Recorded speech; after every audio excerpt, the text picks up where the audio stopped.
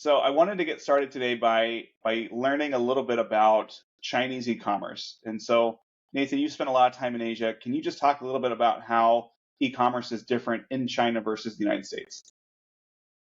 Yeah, totally. I mean, so for context, I lived in China from 2010 to 2011 as a foreign exchange student, and then I, spent a long time there in 2017, 18, 19. I was in China 4 to 8 times a year, so extensively, working with our Sourcify Guangzhou office and traveling to visit hundreds of different factories.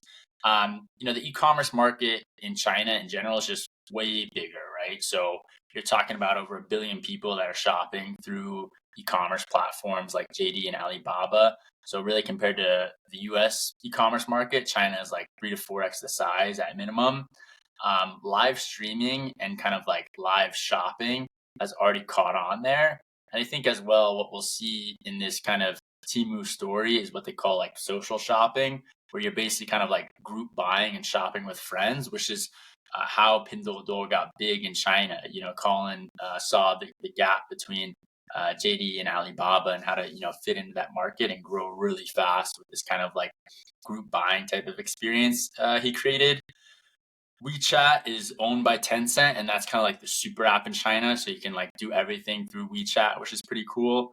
Um, and it's used by about 845 million people in China, which is pretty insane. That's like, 2.5x the population we have in the States, which is mind blowing.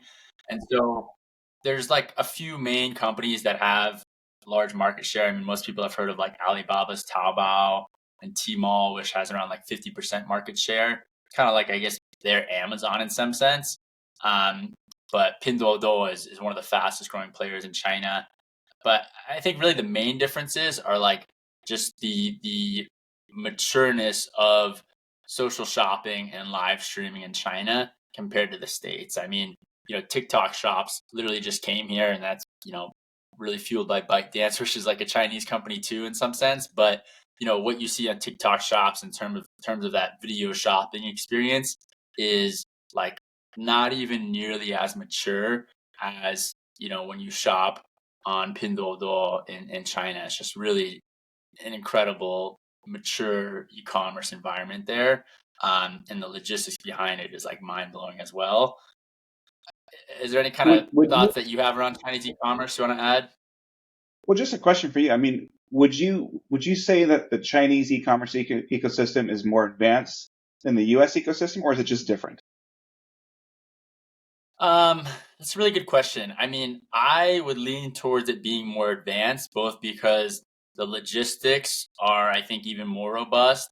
I think the channels that you can buy through are even more dynamic. So, like, not only can you go to a marketplace that's like an equivalent of like an Amazon.com, you can go through someone's like live shopping feed, you can go through a social shopping feed. Like, there's just so many different channels. And I think just the size as well makes it even more impressive because we think of e-commerce in America like being so big, but e-commerce in America is like maybe a third the size of what it is in China. And so really just the sheer scale and robust nature of these e-commerce companies is like pretty eye-opening, I think, for anyone to dive into.